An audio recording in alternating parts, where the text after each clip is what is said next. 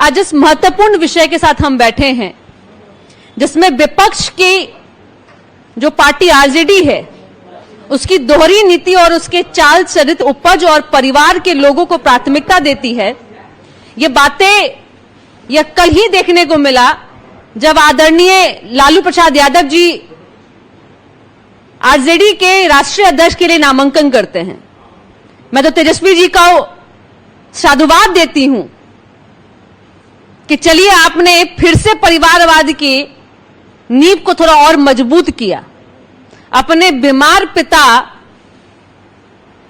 जो ना ही शारीरिक रूप से स्वस्थ हैं, ना ही वो मुझे लगता है कि थोड़ा मानसिक रूप से भी स्वस्थ नहीं है, क्योंकि बाबा साहब की तस्वीर को देखकर वो रिकॉग्नाइज नहीं कर पा रहे हैं और इतना भी नहीं सम्मान कर पा रहे हैं कि उनको सम्मान देना चाहिए। उनकी तस्वीर को छूना क्या देखना भी पसंद नहीं कर रहे हैं। किस तरह से अड़ के वो टेबल पर बैठे हैं, उसके बावजूद, और जो कि सजा याफ्ता हैं, जिनको चुनाव लड़ने की भी इजाजत नहीं है, वो आज आरजेडी के राष्ट्रीय अध्यक्ष बनेंगे। तो तेजस्वी जी, आप तो कलयुग के श्रवण पुत्र हैं और परिवारवाद का इस तरह से आप लोग एग्जाम्पल पेश कर रहे हैं कि पिता मंच से अपने पुत्र के लिए जनता से विनती कर रहा है कि भाई चुनाव हमारे बेटा को मुख्यमंत्री बना दो, और बेटा जो है वो पिता को कि जो कि वैसे रूप से मजबूत नहीं है, क्योंकि लोकसभा चुनाव एग्जाम्पल रहा कि जहां वे अपनी स्वास्थ्य का हवाला दे करके राष्ट्रीय जनता दल के जितने भी कैंडिडेट हैं उनके चुनाव प्रचार में नहीं गए, लेकिन हां गए प्रचार में, अपनी बेटियों के चुनाव प्रचार में गए। वही लालू प्रसाद यादव जी आज फिर आरजेडी का कमान संभालेंगे और ये कहते हैं कि अति पिछड़ा पिछड़ा दलित महादलित के हम मसीहा हैं, लेकिन जब उनके जब नेतृत्व की बात होती है, संगठन के नेतृत्व की बात होती है, तो परिवार के लोग ही नजर आते हैं। और अपने प्रदेश अध्यक्ष के रूप में जिनका नामांकन किया, जो कि लालू प्रसाद यादव जी से ज्यादा स्वस्थ हैं और एक्टिव हैं, उनको प्रदेश की जिम्मेदारी दे दी। लेकिन जहां पे पार्टी का कमान संभालना है कि भाई सहयोगी दल आरजेडी का जो सहयोगी दल है, जो कहता है महागठबंधन है, जो ठगबंधन है, जो कि नेता नहीं चुन रहा है, तो एक जगह तो खंबा मजबूत रखने का प्रयास कर रहे हैं तेजस्वी जी कि मेरे पिताजी कम से कम आरजेडी के लोग विरोध नहीं कर दे। कांग्रेस नाम नहीं ले रहा है कि तेजस्वी जी के चेहरे पर चुनाव लड़ेंगे, तो पिताजी के माध्यम से अपने प्रोजेक्शन के लिए तेजस्वी जी अपने पिताजी का नाम प्रस्तावित कर रहे हैं। तो ये देखिए कि आपका परिवारवाद क्या है। और इन्हीं बातों को आगे बढ़ाते हुए मैं अंजुम जी से रिक्वेस्ट करूंगी कि अब इस बातों को आगे बढ़ाएं। आज पार्टी के संवाददाता सम्मेलन में मौजूद हमारी पार्टी के वरिष्ठ नेता और प्रवक्ता बड़े भाई डॉक्टर निहोरा प्रसाद यादव जी, अभी आप लोगों से अनुप्रिया मुखातिब हो रही थी, हमारी पार्टी की सम्मानित प्रवक्ता हैं, और प्रिंट एवं इलेक्ट्रॉनिक मीडिया के इस संवाददाता सम्मेलन में आए हुए हमारे साथीगण। अभी अनुप्रिया ने ब्रीफ किया कि हमारा विषय क्या रहा है आज के प्रेस कॉन्फ्रेंस को लेकर के। देखिए, राष्ट्रीय जनता दल में राष्ट्रीय अध्यक्ष को लेकर के नॉमिनेशन या चुनाव की जो प्रक्रिया होती है वो शुरू कर दी गई है, और आज जहां तक मुझे जानकारी की स्क्रूटनी वगैरह होना है। हम सभी को पता है और लगातार बारंबार हम सब इस बात को कहते भी रहे हैं और बिहार के आवाम भी पूरी तरह से वाकिफ है इस बात से कि राष्ट्रीय जनता दल जो है वो कोई पार्टी नहीं बल्कि एक परिवार लिमिटेड कंपनी के तौर पे वो काम करती है। और जब परिवार लिमिटेड कंपनी है तो फिर ये नॉमिनेशन, कैंडिडेचर, समर्थन, तो प्रस्तावक, स्क्रूटनी, ये सब एक दिखावा है और कुछ भी नहीं। इससे बढ़िया था जिस तरह से राजशाही में घोषणा कर दिया जाता है कि इनको हम राजा घोषित करते, तो वैसे कर देना चाहिए था। यह कंप्लीट जो प्रक्रिया अपनाई गई है, ये आवाम को कहीं ना कहीं एक राजनीतिक धोखा देने का इन लोगों ने काम किया हुआ है। राष्ट्रीय जनता दल ये दावा करता है, नेता प्रतिपक्ष दावा करते हैं कि हमारी पार्टी बड़ी पार्टी है, हमारे लाखों कार्यकर्ता है, वर्कर है, नेता है, लेकिन ऐसा प्रतीत होता है कि राष्ट्रीय जनता दल में एक परिवार के अलावा कुछ भी नहीं बचा हुआ है। आप अगर गौर करेंगे राष्ट्रीय जनता दल या महागठबंधन के इंटायर सांगठनिक स्ट्रक्चर को या फिर सारे संरचना को, तो आपको स्पष्ट तौर पे दिखेगा कि नेता प्रतिपक्ष विधानसभा में आदरणीय तेजस्वी यादव जी हैं, नेता प्रतिपक्ष विधान परिषद में आदरणीय लालू जी की धर्म पत्नी श्रीमती राबड़ी देवी जी हैं, राज्यसभा सांसद उनकी पुत्री होती हैं, फिर लोकसभा सांसद का टिकट उन्हीं की बड़ी पुत्री को मिलता है, जो पुत्री इनकी प्रवासी, जिनका कोई बिहार से कहीं कोई कनेक्शन नहीं हम लोगों ने देखा। उसके पहले सीधे पैरासूट से वो आती है सिंगापुर से और सारण की लोकसभा की प्रत्याशी बन जाती हैं। ये तमाम चीजें, बेटा बेटी पत्नी सब लोग और स्वयं अपने, तो ये कंपनी, ये राष्ट्रीय जनता दल जो है ना, वो कोई पार्टी नहीं, बल्कि हम यही कहते हैं लालू राबड़ी डायनेस्ट है, राजतंत्र है, ये डेमोक्रेसी नहीं है। मैं पूछना चाहती हूं आदरणीय तेजस्वी यादव जी से, आप नई सोच और नई बिहार की बात करने का जो ढोंग करते हैं ना, ये सारा स्लोगन और नारा दे करके बिहार के आवाम को, बिहार के युवाओं को जो गुमराह करने की कोशिश उनके द्वारा होती है, वो सबसे बड़ा इसका प्रमाण है कि उनके पिताजी का नॉमिनेशन राष्ट्रीय अध्यक्ष पद के लिए, जबकि हम सभी जानते हैं कि आदरणीय लालू जी एक कन्विक्टेड व्यक्ति हैं चारा घोटाले में।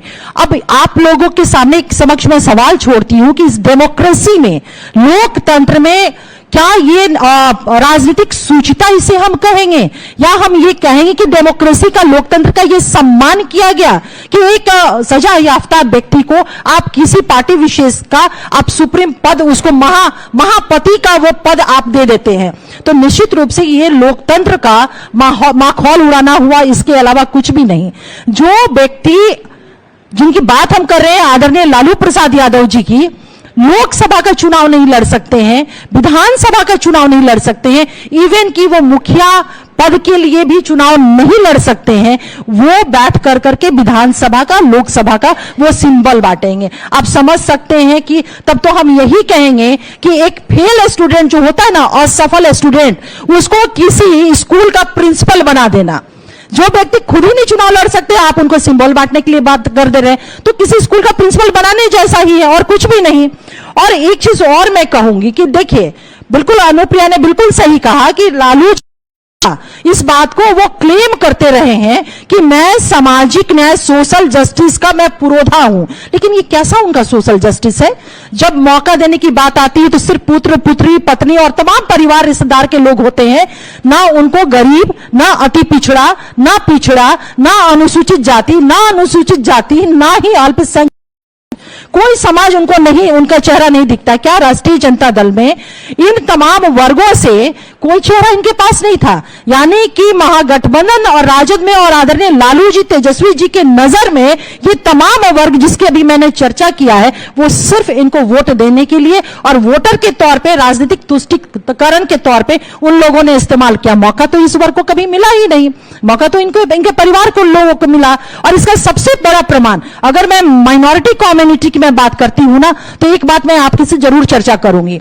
2005 के पहले जब सच्चर कमीशन की रिपोर्ट आई, माई समीकरण, याद है, ये ना सिर्फ बिहार में बल्कि राष्ट्रीय स्तर पर इस समीकरण की चर्चा, वैश्विक स्तर पर भी इस समीकरण की चर्चा होती रही। माई समीकरण को लेकर के वो अलग की बात है। मुस्लिम स्टैंड फॉर मुस्लिम, उस मुस्लिम का हाल इतना बदतर हुआ कि सच्चर कमीशन की रिपोर्ट, क्योंकि आजादी के बाद से इन्हीं का मैक्सिमम शासनकाल रहा, सच्चर कमीशन की रिपोर्ट ने कहा कि मुस्लिम समाज की स्थिति दलित समाज से भी बदतर है। तो आप समझ सकते हैं कि ये समीकरण बनाना और इस तरह की बातें करना, सोशल जस्टिस की बात करना, ये सब इन तमाम वर्गों के साथ, बिहार के गरीबों के साथ, पिछड़ों के साथ, अति पिछड़ों के साथ, अल्पसंख्यक के साथ, ये दलितों के साथ, तमाम लोगों के साथ राजनीतिक ठगी और राजनीतिक छल है। हकीकत ये है कि राष्ट्रीय जनता दल और लालू राबड़ी जी का जो परिवार है, सिर्फ और सिर्फ अपने परिवार से बाहर वो कभी नहीं निकल पाया है। और तब मैं ये बात अगर कहती हूं तो ये कहीं कोई गलत नहीं है कि आरजेडी का मतलब लालू राबड़ी डायनेस्ट है। मुबारक हो उनको, मुबारक हो ये इस राजशाही का जो एक हो रहा है 2-3 दिन से, नॉमिनेशन, स्क्रूटनी और ये प्रस्तावक और समर्थक, राष्ट्रीय जनता दल को, लालू राबड़ी जी को, ये राजशाही और राजशाही का जो उनका एक सोच है, तरीका है, ये उनको मुबारक हो। अब मैं अपनी बातों को खत्म करते हुए मैं आदरणीय डॉक्टर निहोरा प्रसाद यादव जी से आग्रह करती हूं कि वो आपसे मुखातिब हो। प्रवक्ता अंजुम जी, प्रवक्ता डॉक्टर अनुप्रिया जी,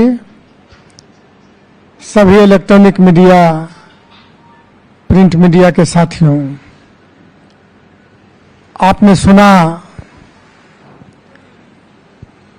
कल लालू यादव जी का नामांकन, एकमात्र नामांकन राष्ट्रीय जनता दल के अध्यक्ष के लिए हुआ। एकमात्र नामांकन का मतलब है निर्विरोध चुना जाना। तो मानकर चलिए कि लालू यादव जी राष्ट्रीय जनता दल के राष्ट्रीय अध्यक्ष हो गए। यह स्पष्ट हो गया है कि आरजेडी लालू यादव के काल के अनुसार चलेगा। जिस प्रकार 15 से 90 से 2005 तक लालू यादव के नीतियों पर चला आरजेडी और उसकी सरकार, जिसमें कुशासन, भ्रष्टाचार, कानून व्यवस्था चौपट, रंगदारी, फिरौती, वो काल लालू यादव को बनाकर लाने की शुरुआत राष्ट्रीय जनता दल ने कर दिया है। लालू यादव के मामले में न्यायपालिका ने जो सुनाया है सजा, लेकिन उनके नेतृत्व पार्टी को देना कहीं न कहीं नैतिकता और लोकतंत्र के खिलाफ है। आप नैतिकता की पाठ पढ़ाते हैं, नेता प्रतिपक्ष कहा करते नैतिकता की पाठ पढ़ाते हैं, लेकिन आपकी नैतिकता कहां गई? न्यायालय ने जिस व्यक्ति को सजा सुनाया उसको आपने राष्ट्रीय अध्यक्ष बना दिया। अब प्रस्तावक कौन थे? राबड़ी देवी जी और तेज प्रताप, अन्य के अलावे। इससे क्या स्पष्ट होता है कि जो सजा प्राप्त व्यक्ति है उस व्यक्ति को राष्ट्रीय अध्यक्ष बनाकर लंबी लंबी बिहार में विकास और सुधार की बात करते रहते हैं। यह कितना जायज है? आप कहते हैं युवा की राजनीति चलेगी, कभी कभी तेजस्वी यादव कहते हैं कि युवा राज्य है।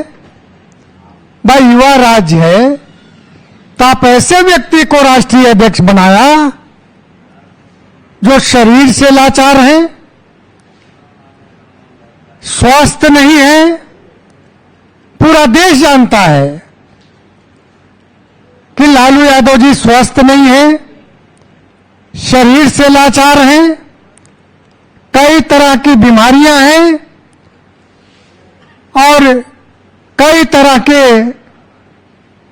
झंझावात भी है। तो जानबूझकर वैसे व्यक्ति को आपने बनाया जो न बिहार के बारे में सोच सकता है और न देश के बारे में सोच सकता है।